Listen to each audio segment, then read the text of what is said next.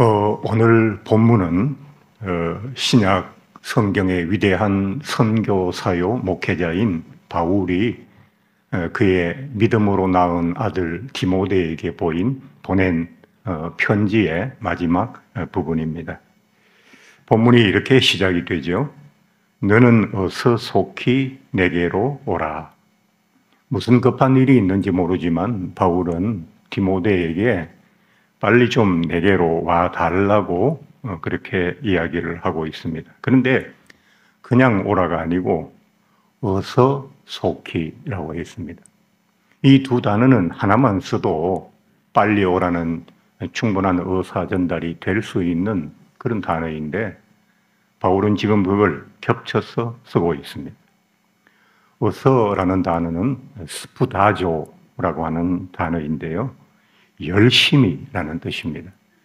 그래서 이걸 문장에 쓰면은 바울이 오라고 한 말과 연결 지으면 어떻게 되느냐 하니까 서둘러 쉬지 말고 열심히 걸음을 재촉해서 내게로 오너라 이런 말이 되는 거예요. 그런데 이 스푸타조 하나만 써도 충분히 뜻이 전달될 터인데 바울은 다케오스라고 하는 부사를 또 하나 더 추가를 했어요.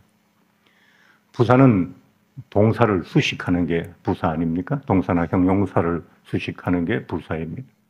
그러니까 뜻이 더 추가가 된 겁니다. 이 다케오사라는 그 단어는 무슨 뜻이냐니까 당장이란 뜻이거든요.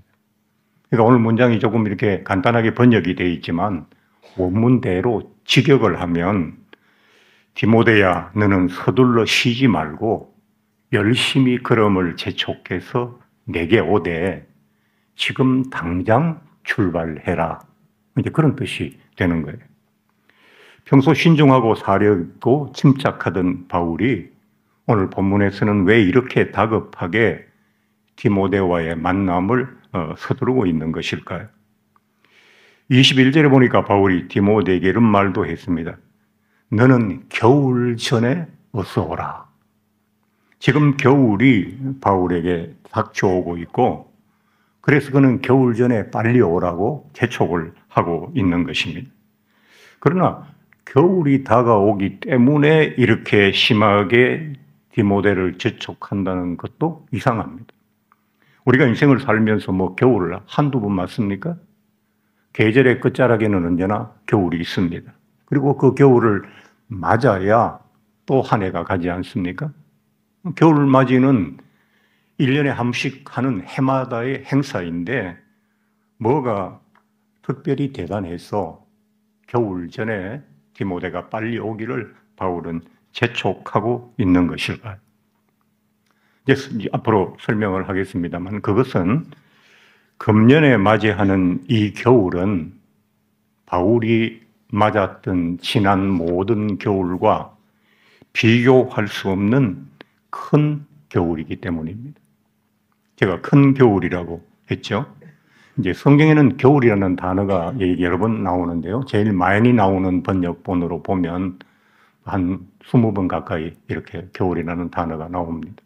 근데 이 겨울이라는 단어가 세 가지 의미로 성경 안에서는 사용이 되는 겁니다. 첫 번째는 계절의 겨울입니다. 봄, 여름, 가을 다음은 겨울이죠. 북반구에서는 12월부터 2월까지, 남반구에서는 6월부터 8월까지 지구촌 곳곳에 겨울이 있습니다. 그러니까 성경에서 겨울 할 때 첫 번째는 계절의 겨울을 이야기하는 것이고요. 두 번째는 인생을 살다 보면 특별히 어렵고 황폐하고 그래서 고통스러운 혹독한 때가 있는데 그때도 성경에서는 겨울이라고 표현하기도 한다는 겁니다. 그러니까 인생의 겨울이라고 말하면 되겠죠. 조금 전에 말씀드렸던 게 계절의 겨울이라면 이 두 번째 겨울은 인생의 겨울 이야기하는 거죠. 씨를 뿌려도 삭이 나지 않고 삭이 난 삭은 가지로 잘 자라지 못하고 또 가지는 쉽게 열매 맺지 못하는 그런 모습처럼 인생이 잘 풀리지 않고 어려울 때 그래서 여름의 푸르름도 가을의 풍요로움도 다 사라지고 황폐한 때가 찾아올 때, 그때도 겨울이라고 표현한다는 겁니다. 세 번째는 인생의 시간적인 끝자락도 겨울이라고 성경은 표현하고 사용합니다. 이제는 삶을 펼치기보다는 삶을 접어야 할 시기가 다가옵니다. 늙음이라고 말할 수 있겠죠. 또 아주 중한 병을 앓아서 다시 소생되거나 치료할 그런 기미가 전혀 보이지 않을 때, 그런 인생의 끝자락도 시간적인 겨울이 되는 거죠. 이제 성경은 이렇게 세 가지의 의미로 겨울이라는 단어를 혼용해서 사용을 하고 있습니다. 그런데 이번에 바울이 맞이하는 겨울은 이 세 가지 의미의 겨울이 한꺼번에 다 합쳐진 겨울이에요. 그래서 제가 큰 겨울이라고 그랬죠. 이 중에 하나의 겨울도 쉽지는 않잖아요. 나이가 들면서 느끼는 게 뭐냐 하니까 겨울이 힘들다는 거예요. 그렇잖아요. 갑자기 좀 따뜻한 두꺼운 옷을 입으니까 얼마나 무거운지요. 젊을 때 옷이 무겁겠습니까? 나이 들면 코트도 무거워요. 또 뭐 문풍지라도 발라서 난방비라도 아껴야 하지 않습니까? 겨울이 힘들어요. 그런데 인생의 겨울에다가, 나이 들어 늙음의 겨울에다가, 계절의 겨울까지 세 가지 겨울을 함께 지금 바울은 맞이하고 있는 겁니다. 그래서 바울은 디모데를 재촉하였습니다. 빨리 오라. 어쩌면 이게 내 인생에서 맞는 마지막 겨울이 될 수도 있다. 그런 의미를 담고 있죠. 오늘 본문에서 뭐 계절의 겨울이라는 건 여러분이 잘 아시고 뭐 설명을 특별히 할 건 아니지만, 바울은 지금 로마에서 구금되어서 재판을 받고 있습니다. 로마도 북반구죠. 그 이태리의 겨울은 뭐 우리처럼 막 영하 10몇 도씩 되고 눈이 많이 내리고 이러지는 않지만, 거기도 0도에 가까운 기온과 또 습한 날씨에 많은 바람과 비가 있고요. 또 이태리도 반도국가 삼면이 바다잖아요. 그래서 노인들이 겨울을 지나기에는 만만치 않은 겨울이거든요. 근데 그 겨울이 바울에게 찾아온 거죠. 두 번째 바울이 맞는 겨울은 황폐한 인생의 겨울이라고 그랬죠. 10절에 보니까 대만은 이 세상을 사랑하여 나를 버리고 데살로니카로 갔고 그레스게는 갈라디아로 디도는 달마디아로 갔다. 지금 사람들이 바울의 곁을 떠나가고 있어요. 서양 속담에 이런 말이 있죠. 배가 침몰에 가면 지들이 먼저 도망친다. 우리 삶도 마찬가지인 것 같아요. 인생이 몰락을 시작하게 되면, 아직 다 몰락하지도 않았는데 사람들이 내 곁을 먼저 떠나기 시작할 때가 있습니다. 어려워 보이면, 회복되기가 쉽지 않다고 느껴지면, 그전에는 그렇게 열심히 나를 찾던 사람들이 뜸해지기 시작하고 멀어지기 시작하고 이제 그렇게 되는 거죠. 또 본문 14절에는 이런 말씀도 있습니다. 구리 세공업자 알렉산더가 내게 해를 많이 입혔음에, 인생의 겨울에는 나에게 덕을 입혀주는 사람보다 나에게 해를 입히는 사람이 더 많아지게 되는 거예요. 전에 어떤 분이 어려운데 어려운 표를 너무 안 내려고 그래서 뭐 그럴 거 있습니까? 우리가 하나님의 사람인데 때로 어려울 수도 있고 안 어려울 수도 있고, 어려울 때는 어려움 이렇게 좀 신음하면서 살고 즐거울 때는 웃으며 살면 되지 뭐 그거 그렇게 숨겨야 됩니까? 하니까 그분 말씀하시는 게 뭐냐 하니까, 우리나라는 좀 이상해요. 어렵다는 걸 보이기 시작하면 사람들이 더 냉담해지고 냉정해진다는 거예요. 반대로 하고 있다는 거죠. 자신도 살다 보면 힘들 때가 있을 텐데 그럴 때 좀 위로하고 가까이 다가오고 손 한 번 더 잡아주면 얼마나 좋을까요? 그런데 오히려 사람들이 냉담해져서 더 힘들어지니까 그냥 숨이 끊어지기 바로 직전까지 보이고 싶지 않다는 거예요. 드러내고 싶지 않다는 거예요. 근데 그런 겨울이 지금 바울에게 찾아왔습니다. 세 번째는 내가 처음 변명할 때 나와 함께 한 자가 하나도 없고 다 나를 버렸다. 무슨 말이냐니까 바울이 이제 구금에서 재판받고 있다고 그랬잖아요. 재판을 처음 받을 때는 막 내 곁에 와서 격려해주고 도와주고 또 함께 나를 변론해주고 이랬던 사람들이 재판이 길어지고 결과가 나빠지기 시작하니까 다 나를 버리고 떠났다는 거예요. 이럴 때가 있습니다. 예. 세 번째 바울이 맞은 겨울은 자신의 삶에 시간이 별로 남아있지 않다. 아마 이게 어쩌면 내 인생의 마지막 겨울일 수도 있다. 이런 느낌을 바울이 받고 있는 거거든요. 바울은 그 주후 67년 6월 19일 날 로마에서 순교하였습니다. 목이 잘려서 참수형을 당함으로 생이 끝났어요. 근데 지금 우리가 읽고 있는 이 디모데 후서라는 성경은 언제 기록됐는가 하니까 66년에서 67년 사이에 기록돼요. 그렇다면 이 바울의 디모데 후서는 어쩌면 바울이 죽던 해거나 좀 빨리 잡아도 그 앞에, 그 전해에 기록된 거거든요. 그러니까 이 성경을 기록하고 바울은 거의 기록할 때 죽음이 코앞에 와 있다라고 말할 수 있을 만큼 그런 이제 삶의 겨울이죠. 이런 세 가지의 겨울을 바울이 지금 한꺼번에 맞이하고 있습니다. 하나의 겨울도 힘이 드는데 세 개의 겨울을 한꺼번에 맞이하는 그의 마음은 어떠했을까요? 만약 여러분들께서 이런 겨울을 맞으신다면 어떤 마음이 되시며 어떻게 하실 것입니까? 쉽지 않죠? 네. 겨울은 준비 없이 맞을 수 없는 계절입니다. 우리 크리스찬들은 늘 인생의 모든 겨울 준비가 늘 되어 있어야 한다라고 생각합니다. 겨울에 와서 겨울을 준비하기는 너무 늦습니다. 미리 준비되어 있어야 합니다. 바울은 잘 준비되어 있었을까요? 또 어떻게 준비되었는지 한번 살펴볼까요? 바울이 이런 얘기를 했습니다. 사람들이 나를 버리고 떠난다.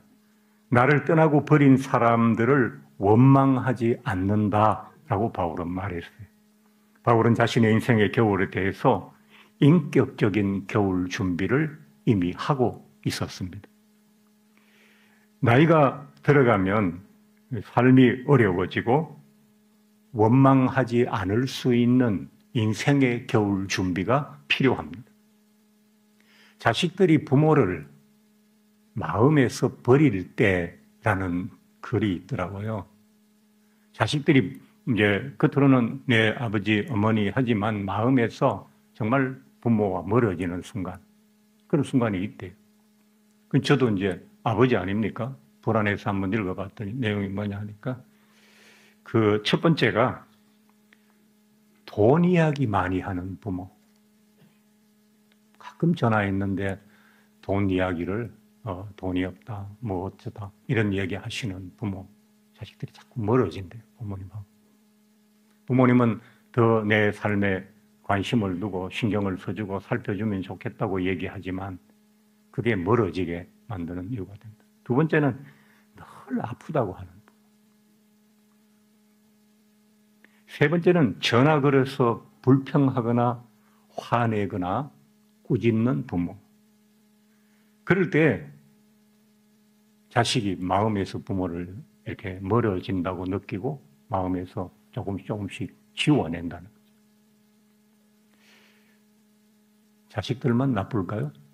한번 생각해 볼 필요가 있는 이야기라고 생각이 됩니다. 바울은 자신을 떠나는 사람, 버리는 사람들에 대해서 그들에게 허물을 돌리지 않기를 바란다고 했어요. 그들에게 허물을 안 돌리면 누구에게 돌려? 자기의 허물로 생각하고 받아들이겠다는 얘기를 하고 있는 겁니다. 바울이 왜 이런 대접을 사람들에게 받으면서도 마음이 편안하고 원망이나 화내지 않고 미워하지 않고 잘 평정을 유지할 수 있을까요? 그것을 바울은 주께서 내 곁에 서서 나에게 힘을 주시기 때문이라고 이야기하였습니다. 그는 단단한 믿음으로 삼중의 겨울을 앞두고 하나님께 그 겨울을 맞이할 수 있는 은혜와 힘을 이미 얻었을 뿐만 아니라 오히려 이 겨울을 통해서 하나님께 영광을 돌린다고 말하고 있습니다. 주께서 나를 모든 악한 일에서 건져내시고 또 그의 천국에 들어가도록 구원하시리니 그에게 영광이 세세 무궁토록 있을지어다. 겨울의 삭통 앞에서 이런 이야기 하는 게 쉽겠습니까? 우리가 인생의 봄, 여름, 가을, 겨울에 다 믿음이 필요하지만 인생의 겨울에 특별히 이런 믿음도 필요합니다. 내가 옛날에는 참 잘생기고 잘 나가고 잘했는데 내게 가을이 찾아오고 겨울이 눈앞에 닥치니까 사람들이 나를 대하는 태도가 달라졌어. 화내실 겁니까? 원망하실 겁니까? 미워하면서 이제 남아있는 마지막 계절까지 다 망치고 끝내실 겁니까? 그건 아니잖아요.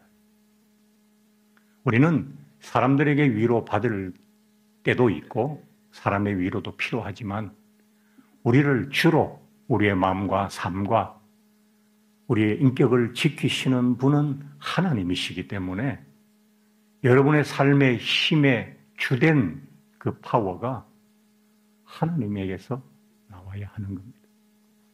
그래서 주께서 뭐라고 그랬습니까? 내가 너희가 백발이 될 때까지 내가 너희를 버리지 아니할 거라고 그렇게 말씀하셨어요. 시편에서. 그래서 우리는 나이가 들수록 더 많은 하나님의 은혜를 받아야 하고 그래서 이 겨울을 잘 맞이하고 견딜 수가 있어야 하는 겁니다. 우리가 시작도 과정도 종말도 믿음으로 살아야 하고 또 그렇게 감당해 나가야 됩니다. 이제 마지막 이야기 조금 더 하고 마치겠습니다. 그렇다면 바울은 자신의 겨울 준비가 그렇게 잘 돼 있는데도 왜 굳이 디모데에게 빨리 오라고 했을까요? 그건 사랑입니다. 사랑이 고픈 거죠. 디모데가 와서 내가 맞는 겨울을 도와달라는 얘기가 아니고 이렇게 춥고 사늘한 계절에 따뜻한 너와 함께 있고 싶다고 하는 바울의 희망이고 바람인 거죠. 바울이 디모데에게 가지고 오라고 한 것이 몇 가지가 있는데요. 내가 올 때 내가 들어와 가보의 집에 둔 겉옷을 가지고 오고 또 책은 특별히 가죽 종이에 쓴 것을 가져오라. 우리들의 겨울 준비에 참고가 될 수 있어요. 바울이 겨울 준비를 위해서 필요하다고 생각했던 것들인데 첫 번째가 뭐냐니까 누구도 원망하지 않고 내게 닥쳐온 겨울을 밀어내지 않는 굳건한 믿음과 하나님의 은혜가 필요하겠죠. 두 번째는 들어와 가보의 집에 두고 온 겨울옷, 겉옷이라고 했습니다. 따뜻한 이불 같은 옷 필요하겠죠. 우리의 겨울에 필요한 것은 따스함입니다. 그 따스함을 하나님께 구해도 되고 가까운 가족이 계시다면 가족에게 구할 수도 있고 좋은 믿음의 동력자나 친구가 있다면 그분들에게 구해도 됩니다. 많은 사람이 떠나갔지만 이 따스함을 전해줄 수 있는 사람은 디모데지요.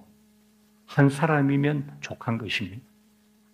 누군가 나의 겨울에 나와 함께 온기를 나눌 수 있는 체온을 서로 주고받을 수 있는 사람 한 사람쯤은 여러분들의 인생에 준비되어 있어야 합니다. 세 번째, 가죽 종이에 쓴 책은 성경입니다. 말씀이 필요합니다. 귀도 잘 안 들리고 눈도 잘 안 보이죠. 그렇지만 돋보기를 쓰고라도 하나님의 말씀이 나의 중심을 지켜주셔야 합니다.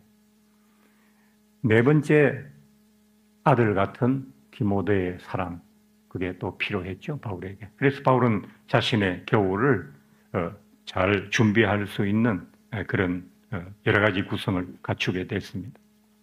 우리가 맞이하게 될 겨울이 어떤 겨울이든지 바울처럼 세 개의 겨울을 한꺼번에 맞이하는 것이 아니라 그중에 뭐 한두 가지라도 혹은 한 가지라도 그때 필요한 것은 믿음과 은혜, 따스함, 그리고 늘 내 곁에 둘 수 있는 말씀, 다정함, 뭐 이런 것들이 우리의 겨울에 필요한 것입니다. 이제 말씀을 정리하고 마치겠습니다. 말씀드렸지만 겨울이 오기 전에 겨울을 미리 준비하셔야 됩니다. 천하 범사에 기한이 있고 때가 있기 때문입니다. 우리 인생에는 다시 돌아오지 않는 것들이 여러 가지 있습니다. 입에서 나간 말도 돌아오지 않고요. 놓쳐버린 기회도 다시 돌아오지 않습니다. 흘러간 시간은 물론 당연히 되돌아오지 않습니다. 그러므로 우리도 준비되어야 합니다. 때를 놓치지 않도록 겨울나기를 미리 준비해야 되는 겁니다. 인생이 늘 봄같이 꽃이 피고 여름같이 푸르지만 않을 것임을 알고 꽃이 필 때, 잎이 푸를 때, 열매가 풍성할 때 다가오고 있는 겨울을 생각하며 준비하시는 그런 여러분들이 되시기 바랍니다. 오늘은 본격적인 겨울을 앞두고 여러분과 함께 겨울 이야기를 나누어 보았습니다. 겨울을 함께 맞으시는 모든 성도님들께 하나님의 따스한 은혜가 함께 하시기를 주 예수 그리스도의 이름으로 축원합니다.